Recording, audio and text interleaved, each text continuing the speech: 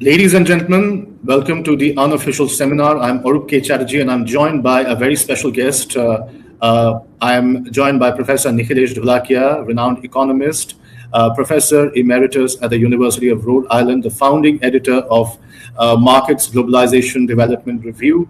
And if I may add a sneaky one-liner to Professor Dholakia's biography, apart from the fact that he was also a professor at the Indian Institute of Management at Ahmedabad. Professor Nikhilesh Dholakia was also instrumental in some way in the inception of my theory, gastromethodology.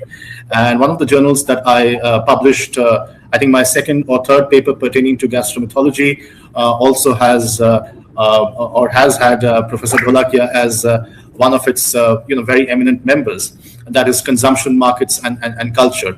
Professor Dholakia, I'm so grateful to you for giving me your time. You have been of late writing very interesting articles on the Meiji Restoration that occurred in the 19th century. And some might say that it's more in the domain of cultural history than economic history. So if I may start with that question, what got you interested in the Meiji Restoration? Well, what got me interested was my very frequent visits to Japan. I have been to Japan multiple times. I have spent time, for example, actually teaching for a few months at Chuo University. I have also spent time at Saitama University and also at, in fact, an eponymous Meiji University, which is a private university in Tokyo. So I have, with each visit, I get increasingly fascinated by Japan. Even though I don't speak the language, I can do maybe a little bit of street lingo, but I'm not fluent at all in the language. But at the same time, I started following Japan and its history very closely. And what I discovered was that that period in the second half of the 19th century, from 1853 onwards, was very, very significant, not just for Japan, but for the world as a whole, because it is the single most instance of very rapid industrialization, modernization that we have anywhere, even to date.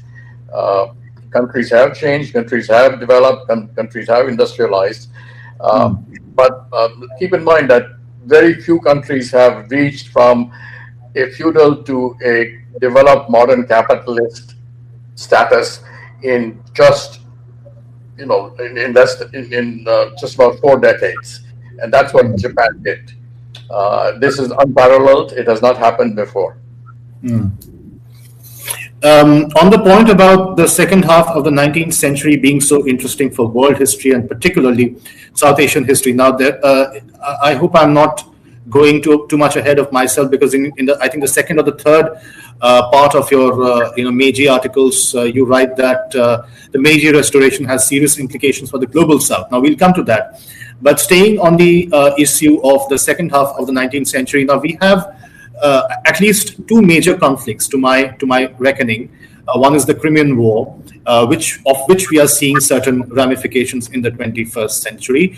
The other was these 2 wars, the Anglo-Chinese wars, the Opium Wars, 1830s and then 1850s. So by the time of the Meiji Restoration, the beginning of the Restoration, 1858 roughly, I think China is completely, economically drained out, and it is not exactly a colony, but it has multiple symptoms of a colony.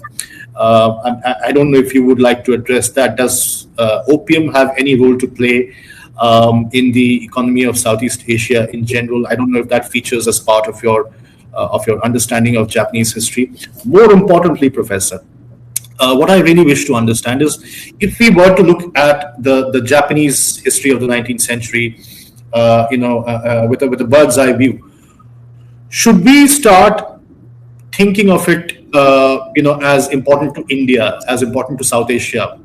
I mean, we'll come to the Meiji Restoration, but what would you say to Indian viewers and South Asian listeners?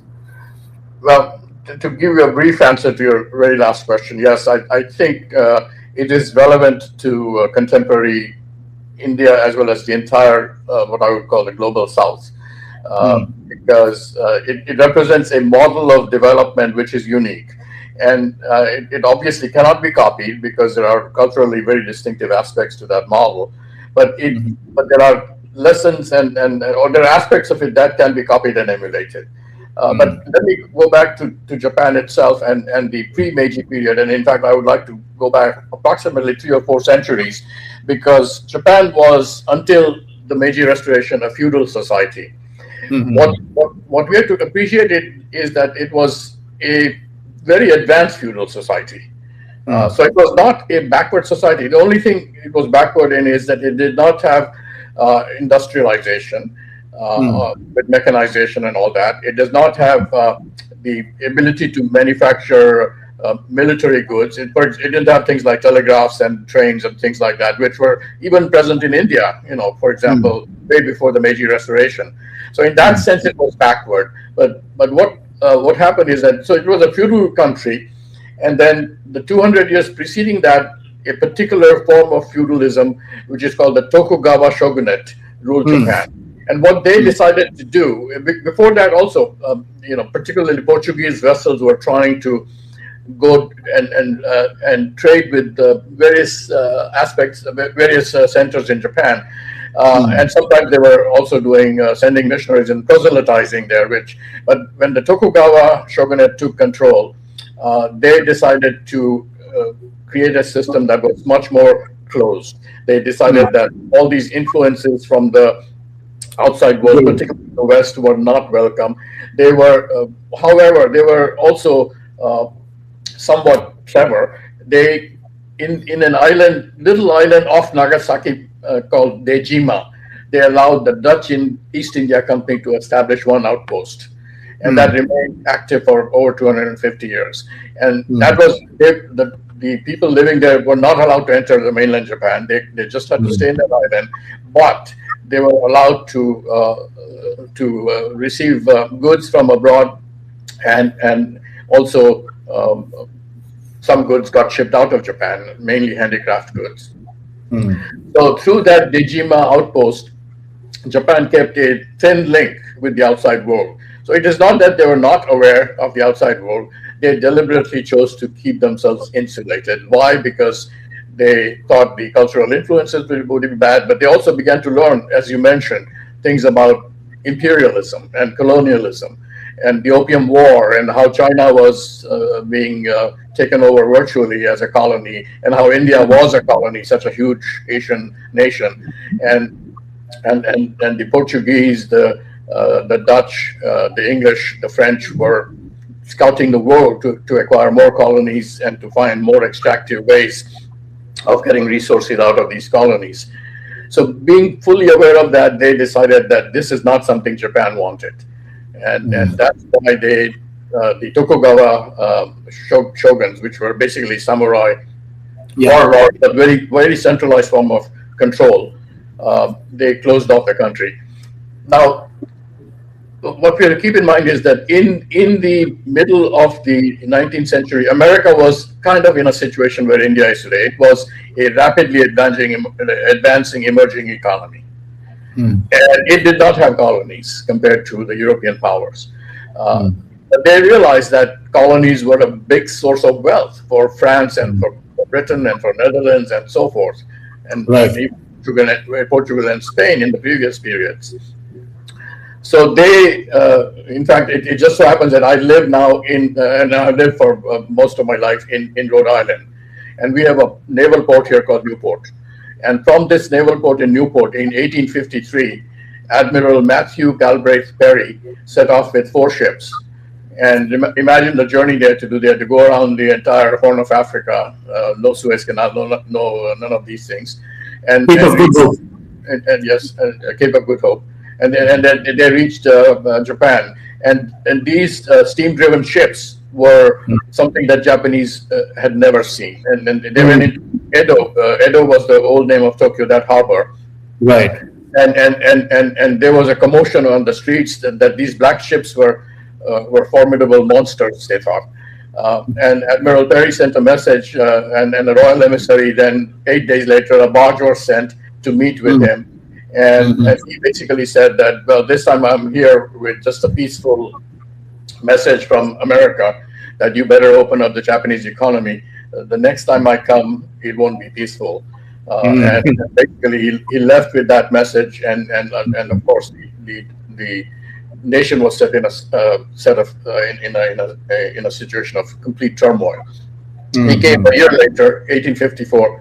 This time he came with a treaty from the United States, and he forced the Japanese Tokugawa shogunate, the warlord rulers of Japan, to sign that treaty. And basically it allowed many ports in Japan to be open to Western trade and shipping, maritime repairs. Very soon, others, for example, Dutch also forced the Japanese to sign that treaty. So the American led the opening, but the European powers very soon followed.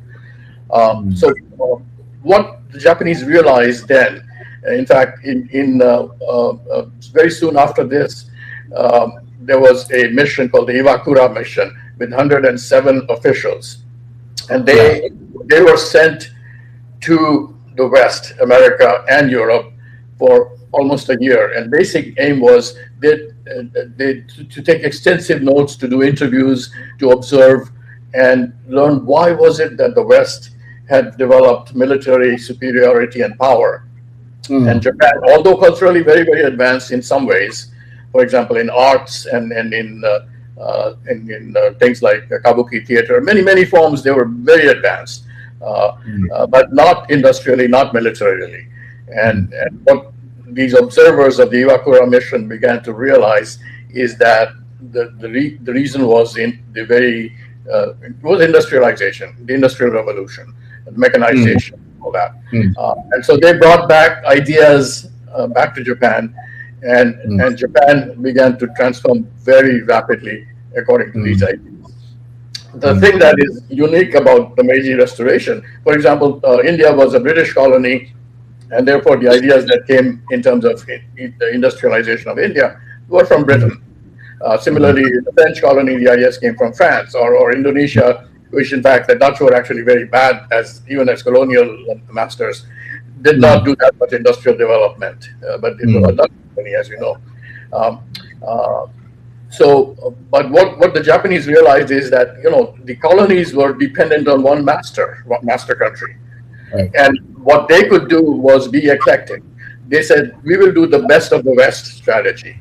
So they decided that they would pick up whichever practices or systems or institutions were the best in certain parts of the world, and import them and emulate them and culturally adapt them to Japan.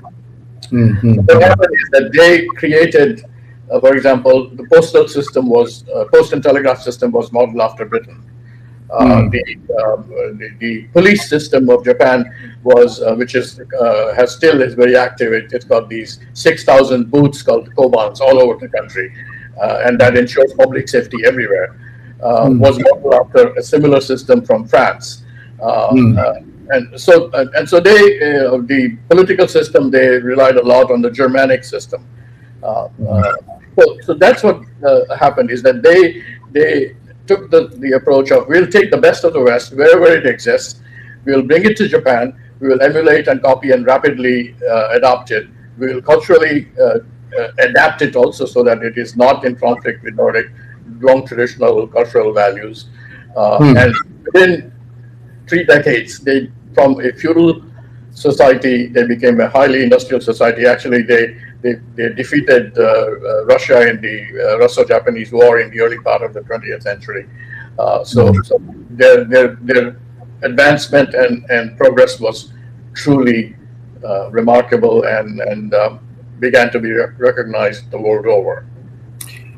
Yeah, they became a modern military superpower since the First World War. Nikhilesh, just thinking aloud while I was listening to you, and this may be slightly audacious and ambitious, but recently, I got to discover this Siamese cook who was actually a Bengali, and she landed up in Siam by virtue of having a Goanese Portuguese father and probably a Japanese Catholic mother, but she was originally, or her family was originally based in Japan back in the 17th century. So from there, because of persecutions, they had to flee. They, as in a lot of Portuguese, settled in Japan thanks to the Portuguese East India Company. They had to flee 17th century Japan and settle in 17th century Siam. And in the second half of the 17th century in Siam, there's a revolution, 1688, and then the Buddhist regime comes into place. But again, since the 18th century, the European powers were back, the French, the Portuguese, the Dutch, and so on. I don't know if this is a valid question, sir, but was Japan, trying to derive this best of the West policy from the Siamese kingdom of the 17th, 18th century, or was it just do you think it's completely ad hoc? Did it happen completely organically? Well, my understanding is that there were always, even during the Tokugawa shogunate, there was a clever import of ideas. 200 years. The only thing pre-Tokugawa, there were, as I mentioned, a lot of ships from many countries, particularly Portuguese, that were arriving in Japan in various ports and doing quick trading with certain merchants in those ports and then going back. But they also were landing missionaries and proselytizing. And what happened is that at some point, the feudal, in fact, at one point, Christianity was banned. There was a massacre of all the missionaries. And that's when, and the Tokugawa regime also came soon to power, the shogunate, and they closed off the country except for the Dejima outpost, a little island outpost off Nagasaki. And but even in that outpost, one is that they were sending goods, but they were also, in fact, some of the people started learning Dutch language, around that outpost, and they started importing ideas about medicine, about astronomy, about geography, which were not native to Japan. So there was a slow adoption and infiltration of Western ideas, even pre-Meiji Restoration, and these seeped into Japan in various ways and into the Tokugawa regime. So to say that Japan was closed, it is true maybe in the 99% sense, but that 1% through that Dejima outpost was very influential. The Dutch were actually clearly told, you can use it only for trading. You can bring in books and ideas, but cannot bring in missionaries. Okay, so don't allow vessels that were bringing in missionary proselytizers. So that was something that they and all the ships which came to that Dejima outpost were clearly and totally inspected by the emissaries of the people of the Tokugawa regime before goods were allowed in. So this was the kind of system they adopted, and over a period of over 200 years, about 700 ships, mainly Dutch, did call upon that little port of Dejima. So there was interchange, but very, very restricted. What Admiral Perry did was said, this is not acceptable. We need multiple ports of entry in Japan. It is an important country and a big economy. And Japanese, and he went with the two missions in 1853 and 1854. What he and the Americans wanted was basically an opening up because they did not want to colonize Japan, but they wanted all the trading privileges. And the treaties that they imposed in Japan were unequal. They gave many more rights to the Americans and later the Dutch, the British, and so forth, than the Japanese people themselves, Japanese rulers. It led to the abolition of the Tokugawa shogunate, and the Emperor Meiji, who was sidelined in Kyoto, was brought back by popular demand to Edo, which is today Tokyo, and reinstalled there, or was installed there as a titular ruler. And then in 1889, a new modern constitution was promulgated. The emperor was still the supreme head of the state, but most of the Western type democratic freedoms that we are aware of were introduced in 1889 in the Japanese society. So the changes that happened past 1854 were, and mainly, and then the second treaty that the US imposed was in 1858. When those treaties were imposed on Japan, the changes that happened were extremely rapid. To come back to your question, yes, Japan was selectively importing Western practices and goods and ideas, but a massive flood happened during the Meiji Restoration. And I think now I think is the big question, Professor. I mean, which you sort of addressed in the very beginning. Why are we looking, or why Professor Nikhilesh Dholakia and through him, all of us are looking at the Meiji Restoration today? Does it have something specific for the global South, and does it have something specific for South Asia?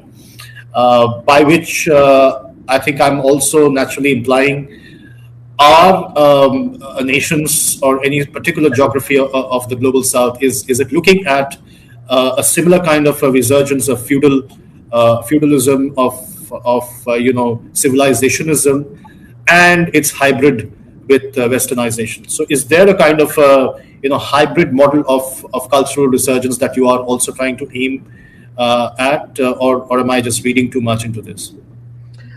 Yeah, I'm drawing some new lessons from this more than a century and a half old situation of the Meiji Restoration. One of the lessons I'm drawing is that of eclectic borrowing. That colonies, India, for example, depended in the initial years of independence on Britain for its ideas and its systems, institutions, and even today, for example, the Babu Raj, which was a British invention, is still a part of the Indian culture, right? So the bureaucracy, but what the Meiji Restoration, I think, indicates is that eclectic borrowing from multiple sources, the best of each country, rather than relying on one. Later, that's a fantastic. Later, what happened, of course, with India as well as with many of the decolonized countries of the global South, is that they soon started not relying on the former colonizers but on America. So America took the place of the source of knowledge and institutional as well as cultural and other knowledge that was derived from the former colonial masters. I think what the Meiji Restoration did was it borrowed from America, and as well as it borrowed from major European powers, and it did an eclectic blending of the best of the West. I think we are beginning to see that, for example, in India today, for example, that now there is an attempt, in fact, there is not an attempt, but an actual process going on of building the bullet train in Ahmedabad to Bombay, which is a Japanese borrowing. So now I think India is finally at a stage where it has realized that no, you cannot just rely on either Britain or America as a source of idea. You have to spread your net widely. You have to go for the best ideas from anywhere and bring them in. And the other thing that the Japanese did was, when the ideas were brought in, they realized that if they were imported in willy-nilly without any cultural adaptation, they're going to fail.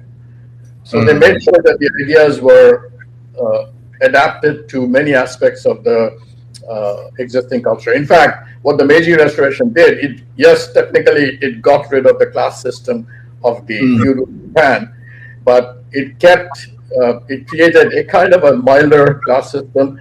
It kept many elements of the samurai culture in its, even in post-Meiji practices and even in the new constitution.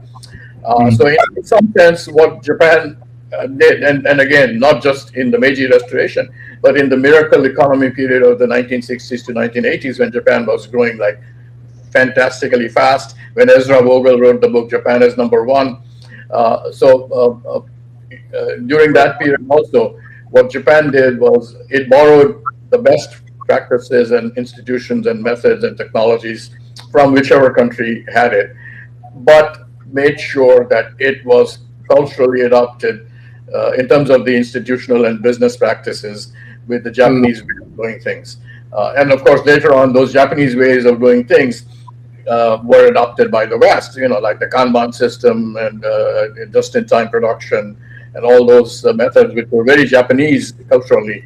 And at first, people said only Japan can do it, but then people like Deming, the NYU professor, statistician, who introduced quality control ideas in Japan, he said, and he said, and then people said, if Deming can do it in Japan, there's no reason why he cannot, or these ideas cannot be adopted back in the US. And so now, of course, those ideas such as Six Sigma, quality control, and all that have entered the West. But basically, these ideas got developed and refined in Japan by this clever blending of Western methods and Japanese cultural practices, and then West readopted. So I think that lesson still holds, that if we, in the global South, in India, for example, if ideas and technologies and methods and institutions are adopted from foreign models, there is a need to make them culturally relevant and compatible. Yeah, that just reminds me of one of the histories I wrote. I don't wish to name the firm, but very interestingly, this audit and consulting firm has got three proper nouns. It was obviously restructured over the last 150 years, and the first name is a British name which belongs in the 19th century. The second name is a relatively first half of the 20th century American name, and the third name is of a Japanese admiral. So it's an amazing combination, and Japan is one of the key headquarters of that firm. But anyhow, I think Professor Dholakia, we have barely scratched the surface. I hate to sound so selfish, but I dare say I'm not going to spare this as the last episode that I'm discussing the Meiji Restoration with you. It would be really very kind of you to please give me some time once again, because today's episode has been woefully inadequate, and I'm sure the audience would echo what I'm saying. I hope you return to the unofficial seminar very, very shortly, and because it seems like we can draw many lessons for 21st century modernity from Japanese history, and dare I say also in India, from how we can learn from Japan of playing with multiple European powers as well as America. So Professor Nikhilesh Dholakia, thank you so much for giving me your time. I hope you enjoyed coming to the unofficial seminar. Dear audience, please like, share, and subscribe. And until the next time, goodbye.